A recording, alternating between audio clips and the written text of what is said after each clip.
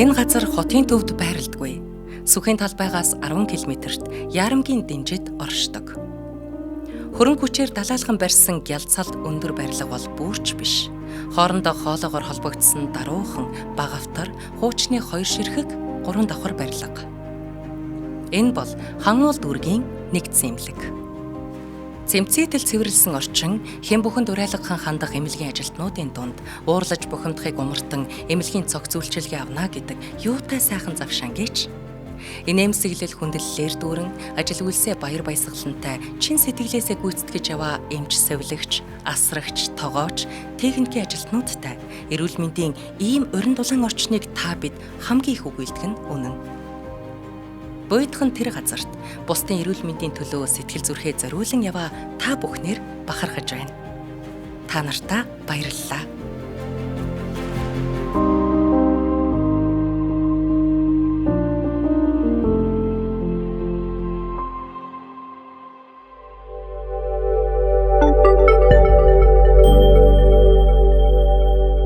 Хангуул дүүргийн нэгдсэн эмнэлэг. Анх 1980 онд хүүхдийн эмнэлгийн зориулалтаар байгуулагдсан энэ эмнэлэг 1990 он гарахад мөн хүүхдийн өвчний чиглэлээр ажиллаж байсан бол 2000 онд нэгдсэн эмнэлгийн зохион байгуулалтад шилжин насанд хүрэгчдийн дотор мэдрэлийн тасагтай болсон. Ийхүү зөвхөн хэвтийн эмчлүүлэх чиглэлээр 40 жил ажилласан хэвээр 2020 он гарав. Харин эмнэлгийн ойр орчин тэр чигээрээ Яарамгийн шин суурьшлийн бүс болж бүтээн байгуулалт эдвэрнөж өдрөөс өдөрт өргөжин тэлж эхлэв. Энэ үед зогсолтгүй ар араасаа сүндэрлэх байшин барилгуудын нүргэнтэй хамт яг эмнэлгийг чиглэсэн огт өөр чимээ харанх дэлдэв. Энэ бол дэлхийн нийтийг дэлдсэн ковидын цар тахлын харанга байсан юм. Хаа газар эрүүл мэндийн салбарынхан хүмүүсийн эрүүл мэндийн төлөөх тэмцэл дунд тэргүүн игнэнд нойр хоолой умартан ажиллаж байв. Цар тахлаас өмнө эрүүл мэндийн салбарт нэгэн тэхлүүлсэн бодлогын томоохон шинжилтийн ажлуудыг ковидын хүнд хэцүү үед ч хүчин сааруулахгүй авч явах нь эрүүл мэндийн салбарын удирдлагуудад давхар сорилт болов. Тухайлбал зарим лавлгаа шатлалын болон дүүргийн эмнэлгүүд хагас бие даасан байдалд шилжиж төлөөлөө удирдах зөвлөлтөй болж сонгон шалгаруулалтаар гүйцэтгэх захирлаа сонгож тохиолдолд суурилсан санхүүжилт буюу гүйцэтгэлээр санхүүжих боломж бүрдсэн байв.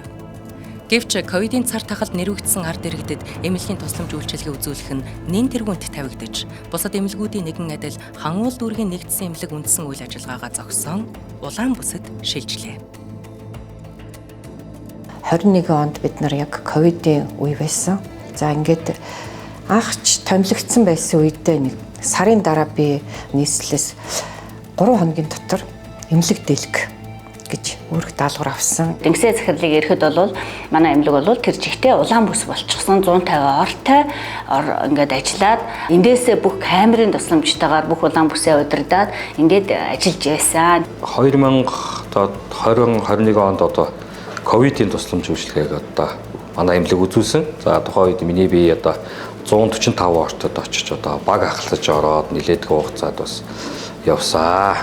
Яг улаан бүсийн зохион байгуулалтад ажиллаж байгаа үед засвар үйлчилгээ хийх, тоног төхөөрөмжийн эвдрэл эмдэл гаргах, хүний нөөцийн хомсдолд орох, одоо хүчил төрөгчийн үйлдвэрийн доголдол гарах гэдэг ийм олон тулгымдсан асуудлуудтай бид нар тулгарч байсан боловч тухайн үед нь одоо маш зөв менеж хийж зөв зохион байгуулалтад манай захирал удирдлагууд их зөв одоо зохион байгуулалт хийсний үндсэн дээр бид нар ковидыг их амжилттай даван туулж гарсан маа. Ковид сангийн хүн улаан бүсд нь ажиллаж исэн. Улаан бүсд ороход яг ус алдах хотод дуудаж одоо бүх юмыг л бэлэн байдалд байлгах. Тийм үйл улаан бүсд ажиллаж исэн. Тэр үед одоо Тэнгисийн захиралтай одоо дөнгөж ирээл ингээд баг болоод хамтраал одоо тэр 145 ортой эмнэлгийг бол 3 хоногийн дотор бид нар бол нээж чадсан. 3 хоногийн дотор бид нар нээгээл үйл ажиллагааг жигдрүүлээд одоо өдөр тутмын үйл ажиллагааг одоо хангаж явж чадсан. За энэ эмнэлгээр бол 5000 гаруй хүн одоо үйлчлүүлсэн. За 625 маш их одоо хүнд байдалтай ирсэн хүний амийг яг одоо аварсан. Монгол улсад эмнэлгийн тусламж үйлчилгээг сайжруулж, дэлхийн бусад орны жишгээр бүх үйл ажиллагаанд бүрэн бие даасан нээлттэй өрсөлдөөнд гэрээгээр хариуцлага хүлээдэг нийгэм рүү чиглэсэн үйл ажиллагааг санхүүжүүлдэг болох тогтолцоо руу шилжүүлэх алхмууд Энэ чиглэлээр эрүүл мэндийн тухай хуульд оруулсан өөрчлөлтүүдийг хэрэгжүүлэх ажил ковидын дараа эрчимжив. Төрийн болон орон нутгийн өмчийн төрөлжсөн мэрэгжлийн болон нэгдсэн эмнэлэгт эмнэлгийн бие даасан байдлыг үр дүнтэй хэрэгжүүлэх зорилгоор төлөөлөл удирдах зөвлөлд эмнэлгийн засаглах эрхийг шилжүүлэх замаар шийдвэр гаргалт, тусламж үйлчилгээнд тавих хяналт, үйл ажиллагааг зохицуулах зарчмыг баримтлан ковидын дараа хан уул дүүргийн нэгдсэн эмнэлгийн үндсэн үйл ажиллагааг сэргээн босгох ажил эхэллээ. Би ерөнхийдөө одоо энэ 21 оноос хойш одоо энэ эмнэлэгтээ ажилласан он жилүүдийг дүгнээд хэлэх юм бол хөгжил дэвшлийн төлөх өөрчлөлтийн он жилүүд гэж нэрлэх дуртай.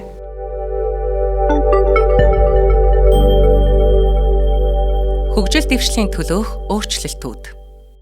За анх одоо бид 21 он өнгөрөөд 22 оны үед штэ анхны одоо стратеги төлөвлөлтөө хийсэн. Стратеги төлөвлөлтөө хийхдээ бид нэг зорилгыг одоо голчилж тавьсан. Энэ нь болохоор олон улсын одоо стандартад нийцсэн эмнэлгийг Монгол улсад байгуулъя гэсэн ийм одоо зорилт тавиад бид нар ажиллаж эхэлсэн. 21 онд одоо ингээд 2 улаан бүсд эмнэлэг ажиллуулж байсан. За 22 онд одоо бид нар одоо энэ эмнэлэг чинь ерөнхийдөө бол ямар ч одоо яаралтай тусламж үзүүлж чадахгүй, эрчим тэмчилгээч үзүүлж чадахгүй нэг 2 ортой л эрчимтэй ортой ийм эмнэлэг байсан. Ковидын дараа гэж бас хэлж болно.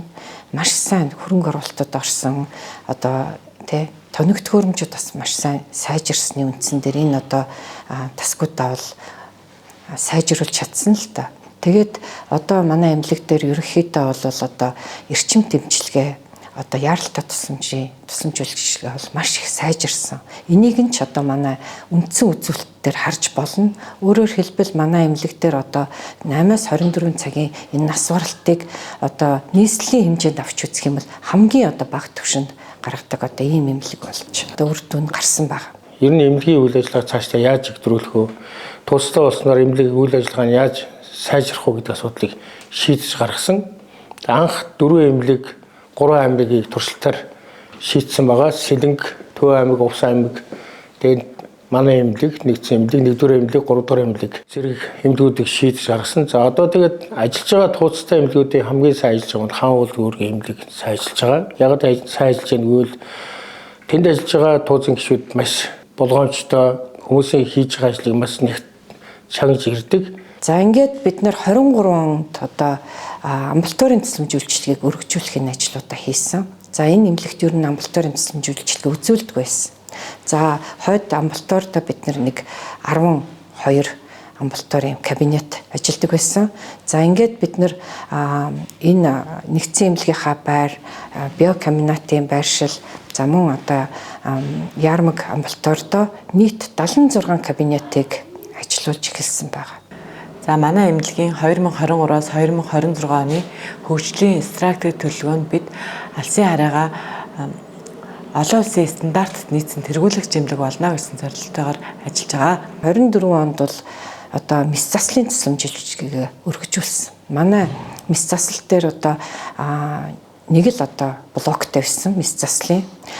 Тэгээ бид нэр бас хаан уул дүүргийн засаг даргад асуудлаа тавьсны дагуу одоо хаан уул дүүргийн засаг дарга алдарч авахлан бидний одоо хүсэлтийг одоо биелүүлж манай эмнэлэг дээр одоо мис заслын 2 блокийг засвар хийж одоо тоноглож өгсөн. За мөн одоо хэвлийн дурангийн тоног төхөөрөмжийг бас бид нарт бас өгсөн байгаа. За одоогор бол манайх анх нэг 7-оос 8 хүний бүрэлдэхүүнтэй анх тасаг маа нээгдэж байсан бол одоо нэг 30 гаруй бүрэлдэхүүнтэй зөвлөх эмчийн бүрэлдэхүүнтэй мэдээг үйлчилгээний бүрэлдэхүүнтэй болоод өргөгдсөн байна. За манай тасаг маа одоо хэвлийн үндийн дурангийн мэслүүд, мэдээллийн мэсэл, бүдүүн шулуун гэзний мэс засал, за гэмтлийн одоо төлөвлөгөөт болон яаралтай мэслүүдийг одоо харьяал харгалзахгүйгээр одоо тусламж үйлчилгээг үзүүлдэг болсон байгаа.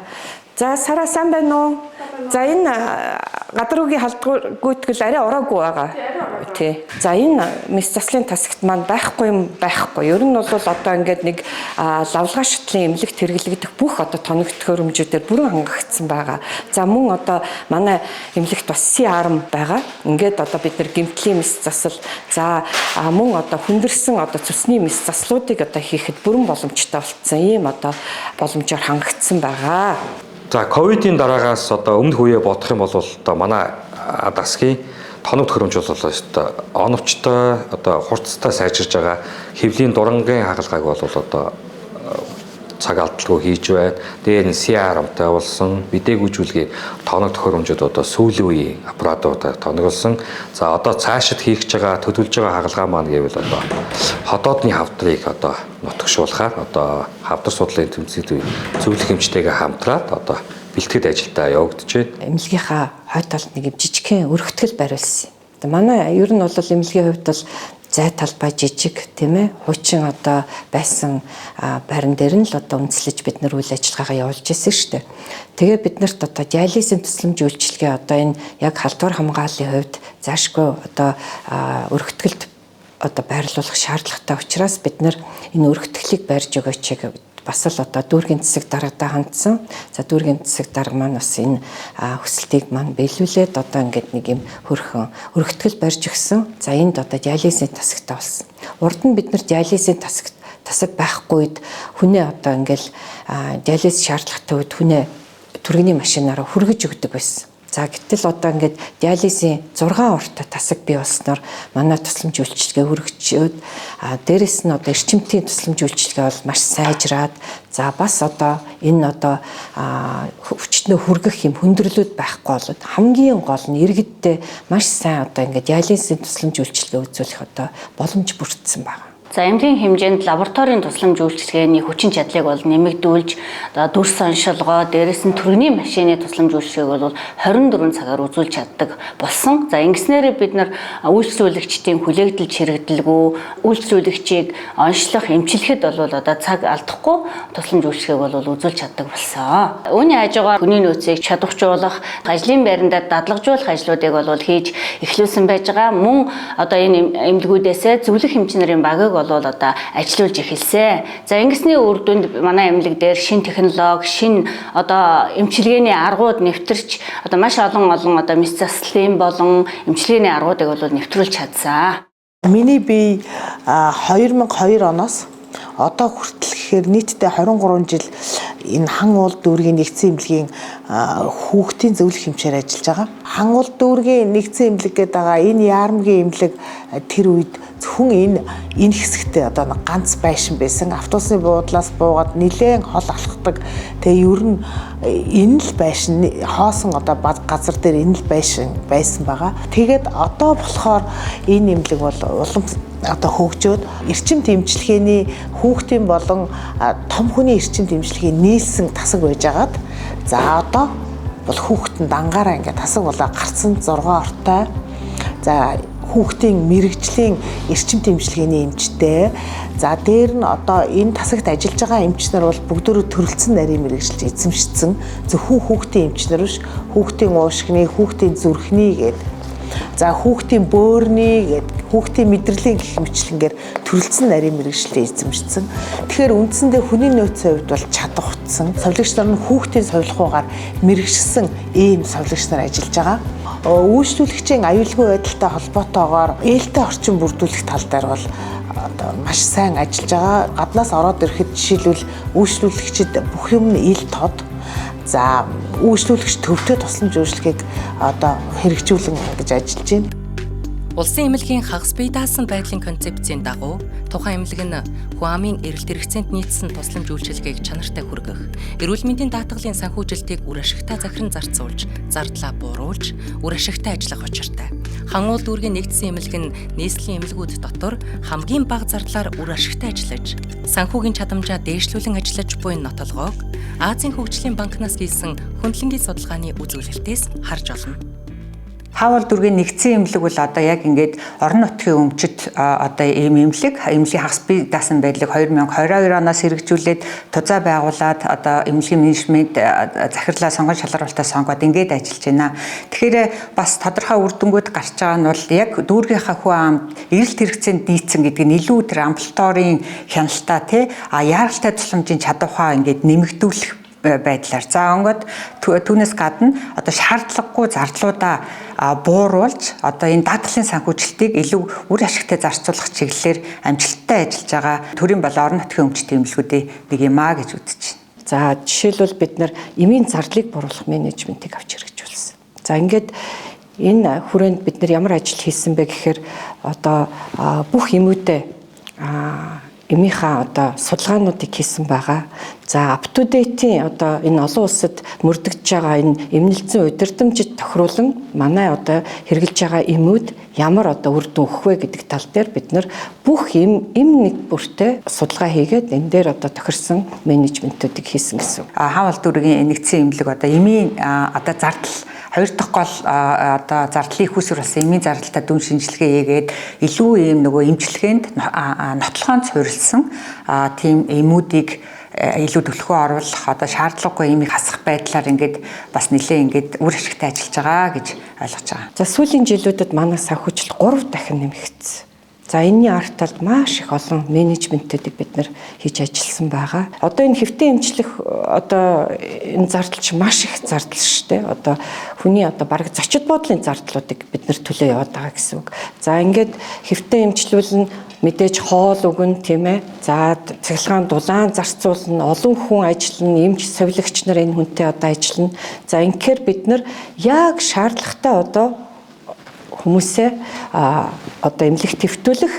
За тэгээд тэр эмнэлэг твтүүлсэн хүнээ бид нар маш сайн одоо чанартай тусламж үйлчилгээ үзүүлэх тал дээр одоо сайн ажиллах хэрэгтэй гэдэг ийм одоо менежментийг хийсэн байгаа. Яг тэгвэл энэ халдвар тус өвчин нэмэгдээд эхлэхээр дүүргийн хэмжээнд амбулаторийн тусламж үйлчилгээ илүү хэрэгтэй. Яг тэгвэл энэ халдвар тус өвчин архаг өвчнийг 7 хоног одоо эмнэлэг твтүүлээд богино хугацаанд эмнэлэг твтүүлж эмчлэх нь одоо эмнэлцийн хувьд одоо болон эдийн засгийн хувьд үр дүн муутай байна. Тэгэхээр амбулатор руугаа илүү тэлж өгсөн бас нэг давуу тал нь бол яаралтай тусламж. Яаралтай тусламж бол нийт шаардлагатай. Яг тэгвэл одоо яаралтай тусламжийг аймаг дүүргийн нэгдсэн эмнэлэг бол маш чанартай хүргэж бид нэр сэргийлж болох нас оролтыг бууруулна. За манай эмнэлэг дээр ерөнхийдөө энэ ISO стандартчлыг одоо 3 жил баталгаажуулж хэрэгжүүлж байгаа. За энэ ISO дорн гэдэг бол маш том ажил байдаг. За ялангуяа энэ халдвар хамгааллын асуудал дээр бид нар маш онцгой анхаарал хандуулж ажилладаг. За манай эмнэлэгт бол халдвар хамгааллын усмлуудаа одоо зөвхөн Франц, Германд үйлдвэрлэсэн одоо ийм одоо усмлуудыг голцоо хэрэгэлдэг. Тэгэхээр энд одоо бид нар бас энэ халдваргүй итгэлийн бодисын одоо их зардлыг бол яг энэ хамгийн сайн үйлчилгээтэй, хамгийн одоо сайн ийм одоо үр дүнтэй усмлуудыг хэрэглэх тал дээр маш их анхаарч ажилладаг. Санхүүжилтийн нэлээд их хувь нь бол энд ингэж ажилладаг. Стандарт бол хандлага сэтгэлгээний өөрчлөлт, шилжилт байдаг. Тэрнээс биш ханан төлөвлөгөө тавьчихдаг нэг гэрчлэгээ бас биш юмаа гэдгийг бас онцлохыг хүсэж байна. Дээрээс нь стандарт гэдэг нь дэлхийдээ нэвтрэлцэх хэл байдгийн. Төрөгний тэрэгний жолооч хүртэл ажлаа зөв хийх нь өөрөө стандарт гэдгийг бид нар аудитын үед бас онцолж л байсан тийм. Тэгэхээр ингээд харуулж ижүүр үйлчлэгч гэхгүйгээр бүгдэнд хамаатай тэр бүх хүмүүс өөрийн албан тушаалын хүрээнд энийг ухамсарлаад иргэнд хүрж байгаа үйлчлэгээ миний хийж байгаа ажлаас хамаатай шүү гэдгийг мэдэж ойлгож ухамсарлаж хийдэг нь бас их таатай байдаг. ISO баталгаажилтын дараа одоо дараагийн шатны үйл ажиллагаанд орсон. Энэ нь болохоор олон улсын одоо эмнэлгүүдийн магадлалын итгэмжил гэсэн үг. Манай улсад бол SCQH гэдэг ийм одоо олон улсын магадлалын итгэмжлэлийг одоо дамжуулдаг ийм байгууллагууд байдаг юм байна. За энэ байгууллагуудтай холбогдоод бид нар бас ямар одоо журмаар энэ байгууллагатай хамтарч ажиллах талаар ярилцсны дараа бид нар эхний одоо үнэлгээнд орсон. За ингээд манай эмнэлэг бол одоо яг зөрүүгийн үнэлгээ хийхэд 72% таа байна гэсэн үг. Өөрөөр хэлбэл бид нэр одоо нэг 30% л одоо биелүүлчихвэл ерөнхийдөө олон улсын одоо магадлалын итгэмжлэгдсэн ийм стандарт авах, стандартыг биелүүлэх ийм одоо юу авах бүрэн боломжтой болж байгаа гэсэн үг. Хаавал дүүргийн нэгдсэн эмнэлэг дээр олон улсын эрүүл мэндийн магадлалын итгэмжлэлийн ACQH стандартын дагуу олон улсын шинжээч маань ажилласан байгаа. Тэгээ үүний хүрээнд тус эмнэлэг маань 72.5% үнэлгээ авсан байгаа. ACQH олон улсын эрүүл мэндийн магадлалын итгэмжлэлийн стандартыг нэвтрүүлснээр тус эмнэлэг Хаавал дүүргийн нэгдсэн эмнэлэгт нэвтрүүлснээр дэлхийн эрүүл мэндийн байгууллагын өгөөслөгчийн аюулгүй байдлын 6 зорилтыг хангаж ажиллах боломж нэгднэ. Энгийн үгээр хэлэх юм бол энэ бүх стандартын дараагийн шат буюу олон улсын эрүүл мэндийн магадлалын итгэмжлэлийн стандартыг энэ эмнэлэг дээр хэрэгжүүлж байгаа гэсэн үг. Тэгэхээр энэ эмнэлэг маань илүү олон улсын түвшинд үйл ажиллагаа явуулна гэж ойлгож байна.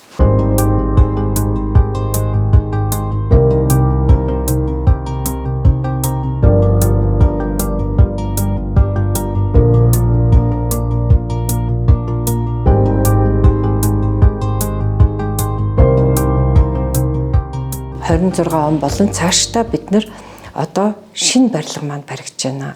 Бүхэл бүтэн одоо эмнэлгийн цогцлбор байрыг одоо бид нар одоо Азийн хөгжлийн банкнаас хүлээж авах гэдэг ингээд бэлтгэл ажлаа хийж байна.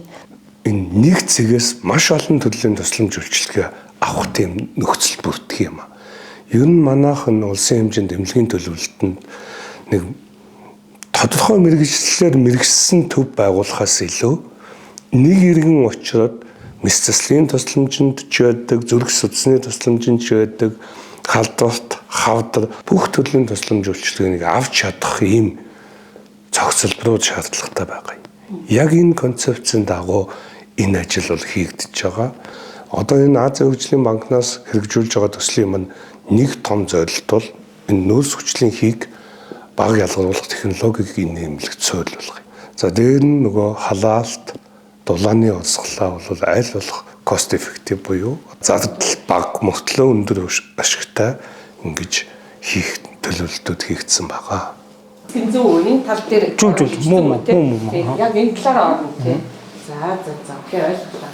За тэгээ энэ нөгөө бидний төлөвлөд байгаа нөгөө эмч ажилчдад зориулсан жим тийм ээ. Энд чи яг энэ зойрын давхартай болох байхгүй. За иймэрхүү байдлаар эмч ажилчдад зориулсан бас нийгмийн асуудлуудаа шийдэх нэг ийм юу явж байгаа шүү. Оюмлыг дарагсан анхаараа. Тэгээд одоо ер нь эхний төлөвлөлтүүд угаасаа хийгдсэн боловч бид нар бас нөгөө дээр нэмж төлөвлөх юмнуудаа бас хийгээ явсан зөв гэж ойлгож байна. Тийм үү? Үйлчлүүлэгчийн хэрэгцээнд нийцсэн тусламж үйлчилгээг чанартай хүртээмжтэй үзүүлэхэд мэрэгжсэн хүний нөөц, атгсан гар мэт нягтарсан хамт олон бүрдсэн байх нь чухал. Бие даасан эмнэлэг хүний нөөцийн хяналтыг өөрөө төлөвлөн бүрдүүлж, ажилтнуудаа хөгжүүлэх хөтөлбөрөө төлөөлөл удирдах зөвлөлөөр батлуулан хэрэгжүүлэх учиртай. За манай эмнэлгээс хүний нөөцийг чадваржуулах гадаад дотоод сургалтанд хамруулах ажлын хүрээнд Герман улс, Казахстан, Тайван, Хятад, Солонгос, Хөхот зэрэг одоо орнуудад бол нийт 2025 оны байдлаар ихэд бол 80 гаруй эмч ажилтнуудаа сургаж туршлага судлах аялалд хамруулсан байгаа. Энэ эмнэлэгтээ ажиллаад 7 жилийн өдөж байна. Ажлын гараа маань эндээс эхэлсэн байгаа. За одоо бол манай эмч эмнэлгийн ажилчдын дийлэнх хувь буюу 90% нь бол дандаа миний үеийн эмч эмнэлгийн ажилчид ажиллаж байна. За манай удирдлагын зүгээс бол шинэ ажилтныг дадлагжуулах, одоо сургах нөхцөл боломжийг маш их сайн хангаж өгдөг. За миний хувьд бол за 2020 оноос бол тасралтгүй сургалтанд одоо хамрагдаж өдий зэрэгтэй буюу одоо хүүхдийн засгийн эрхлэгчийг хийгээд явж байна. Удирдлагын зүгээс биднийг үргэлж дэмжиж, мэдлэг боловсролыг минь дэмжих, боловсрол олгох тэр нөхцөлийг хангаж өгдөгт үнэхээр талархаж явдаг. Эмнэлгийн засаглах удирдлага нь байнгын доктортой үйл ажиллагаа бүхий төлөөлөл удирдах зөвлөл бөгөөд гишүүд нь өмчлөгч, эмнэлгийн ажилтан, үйлчлүүлэгч буюу олон нийтийн төлөөлөл гэсэн төлөөлөл удирдах буй талуудынхаа эрх ашигыг хамгаалах үүрэгтэй. Энэ үүргийн дагуу эмнэлгийн үйлдвэрчний хорооны дараах төлөөлөл удирдах зөвлөлийн гишүүний үүргийг давхар гүйцэтгэдэг. Түүнчлэн ажилтнанд гүйцэтгэлийн урамшуулал олгохдоо ажлын ачаалал, эмнэлэг зүйн ур чадвар, эмнэлгийн гүйцэтгэлд оруулсан хувь нэмэр, эмнэлгийн мэрэгжилтний харилцаа, хандлагыг харгалзан, гүйцэтгэлийн үнэлгээний журам гарган, мөн л тузаар батлуулан хэрэгжүүлдэг.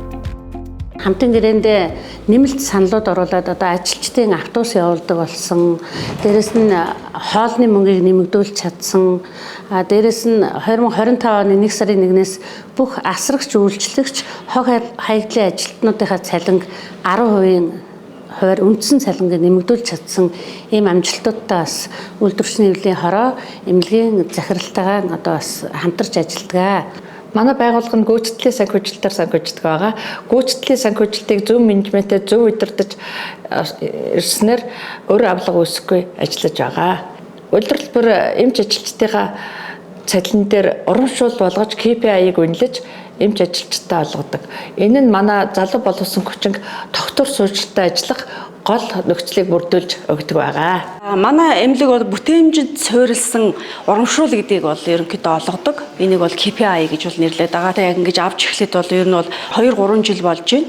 Яг ингээд доктортой авж байгаа. Эмнэлэг ингээд хүн болгонд ингээд KPI өгдөг. Тэгээд KPI өгснөөрөө бид хэдийн ингээд цалин дээр авж байгаа орлогын хэмжээ маань нэмэгдснээр бид хэд ингээд илүү хүссэн одоо зүйлээ одоо шинэ утас аммаар байгаа бол тэн дээр утасны мөнгөн дээр одоо нэмэрлэг жишээ нь ингээд маш олон зүйлийг хийдгээ. Тэгээ КИПА яснаар маш их баяртай байна. Манай аж ахуйн тасгийнхын бүгд манай ажилчингууд бүгд тэр хишгийг авдаг.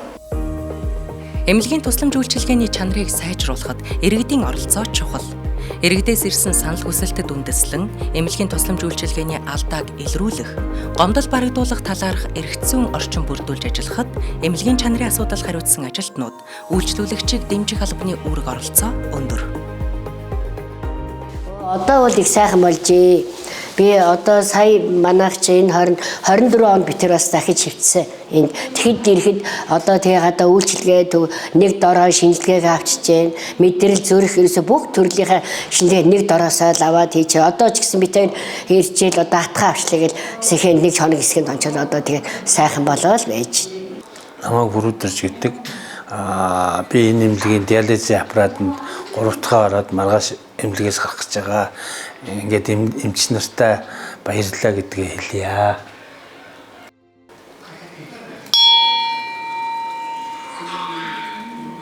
AI хоспитал за мөн одоо энэ цахим хоспитал гэдэг юмыг одоо эмнэлэгтээ хэрэгжүүлнэ гэж төлөвлөж байгаа. Тусламж үйлчилгээний чанарыг тасралтгүй сайжруулах нь эмнэлгийн цаашдын хөгжил, өдөр тутмын үйл ажиллагааны салшгүй хэсэг. Эрүүл мэндийн яамнаас эрүүл мэндийн тухай болон эмнэлгийн тусламж үйлчилгээний тухай хуулиудын хэрэгжилтийг ханган цаашид төлөөлөл удирдах зөвлөлийн үйл ажиллагаа амжилттай хэрэгжиж буй эмнэлгүүдийн туршлагад үндэслэн төрийн болон орон нутгийн өмчит төрөлжсөн мэргэжлийн эмнэлгүүдэд үе шаттайгаар тузыг байгуулж олон улсын түвшинд хүрсэн эмнэлгийн засаглалыг хөгжүүлэх аж. Азийн хөгжлийн банкны дэмжлэгтэйгээр хэрэгжиж буй төслийн хүрээнд эмнэлгийн хагас бие даасан байдлын хэрэгжилтийг хангаж тузын үйл ажиллагааны жигдэрч, үйл ажиллагааны үр дүн, санхүү болон хүний нөөцийн удирдлага, тусламж, үйлчилгээний тоон үзүүлэлтүүд, чанар болон үйлчлүүлэгчдийн сэтгэл ханамжийн үзүүлэлтүүд хамгийн сайн байгаа эмнэлгийн байгууллагын нэг тод жишээ бол Хангуул дүүргийн нэгдсэн эмнэлэг билээ.